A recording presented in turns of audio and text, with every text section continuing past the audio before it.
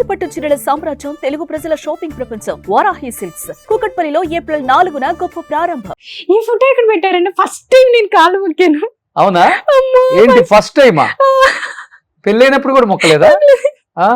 లేదు పెళ్ళైనప్పుడు కూడా మొక్కలేదు అంటున్నావు కదా, అసలు పెళ్లి స్టోరీ ఏంటి?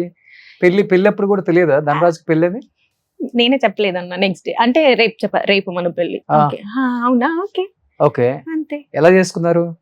గుళ్ళో పెళ్లి చేసుకున్నాం, పెద్దమ్మ తల్లి గుళ్ళో చేసుకున్నాం. ఇది మన ఈ జూబ్లీ హిల్స్. అంతే. ఓకే. ఎవరెవరు వచ్చారు? ఎవ్వరు లేరన్నా.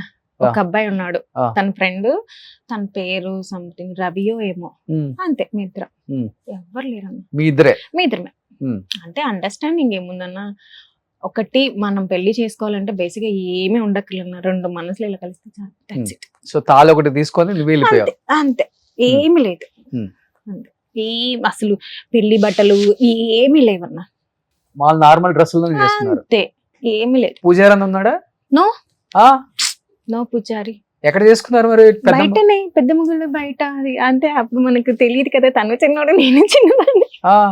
అయిపోయినలాగా. ఎందుకు? ఏ అకేషన్ అది? అది వరలక్ష్మి పూజ చేసినప్పుడు కలకాలం ఎట్లా భర్త హ్యాపీగా ఉండాలని చేసే పూజ, భర్త కాళ్ళు ముక్కితే తప్పేంటి? నేను ఇలా దొరికిపోతాను అనుకోలే. ఎక్కడ ఉందన్న ఈ ఫుడ్? యాక్చువల్లీ ఏదో దొరికింది. అమ్మా, పిల్లలు ఇద్దరిలో ఒకళ్ళది నాన్న ఒకళ్ళది అమ్మ నేచరా, లేకపోతే ఇద్దరు తనలాగే ఉంటారన్న.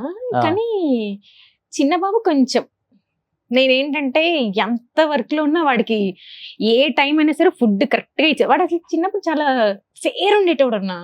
నేను కొంచెం బిజీగా అది అలా ఉండేటోడు. యాక్చువల్లీ చాలా ఫేర్ ఉండేటోడు అన్న. సెకండ్ అమ్మాయి కోసం ప్లాన్ అనుకున్నారా?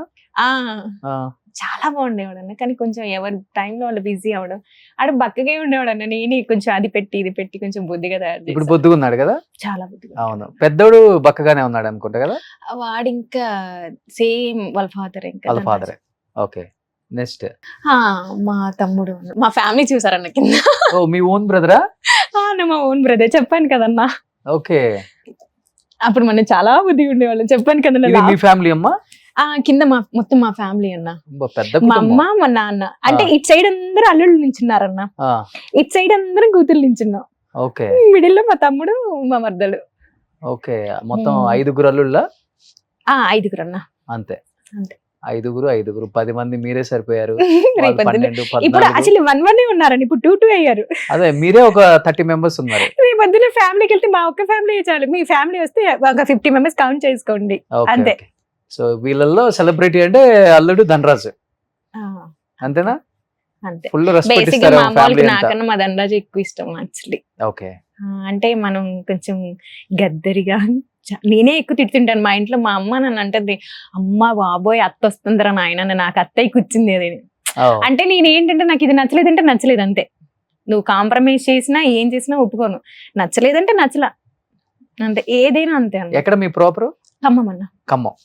ఇది మన తెలంగాణ ఖమ్మం? ఖమ్మం. ఓకే. నెక్స్ట్ ఇది దర్గాకి వెళ్ళామన్నా. మన కడప దర్గాకి వెళ్తాం యాక్చువల్లీ. నాకు ఎందుకన్నా కొంచెం ఎక్కడైనా మనకు బాగాలేదు అనిపిస్తే అక్కడికి వెళ్తే కొన్ని ప్లేసెస్ ఉన్నాయన్న. నాకు దర్గా ఒకటి, శ్రీశైలం ఒకటి చాలా సెంటిమెంట్.